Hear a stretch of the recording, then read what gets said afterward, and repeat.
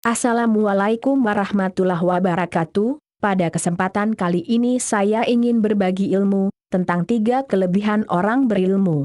Yang pertama, dari kata ilmu itu sendiri, ilmu terdiri dari 3 huruf. Yang pertama in yang artinya ilin, yakni tempat tertinggi. Jadi orang yang berilmu itu mempunyai tempat tertinggi, seperti contoh Nabi Sulaiman, jangankan manusia, jin pun tunduk sama beliau.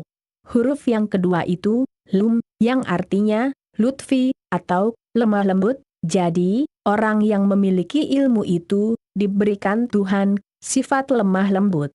Seperti ibarat padi yang sedang berisi, makin hari, makin menunduk, begitu juga orang yang berilmu makin hari makin menunduk atau patuh pada sang penciptanya.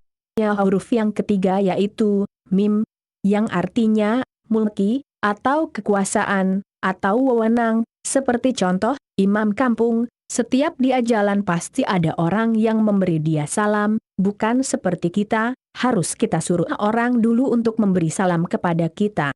Seperti contoh gini, hai, nanti kalau saya lewat kamu beri salam ya, kan? Gak lucu gitu. Nah, inilah 3 kelebihan orang-orang yang berilmu, moga manfaat. Assalamualaikum, jangan lupa like dan subscribe MNR Tualang ya. Terima kasih.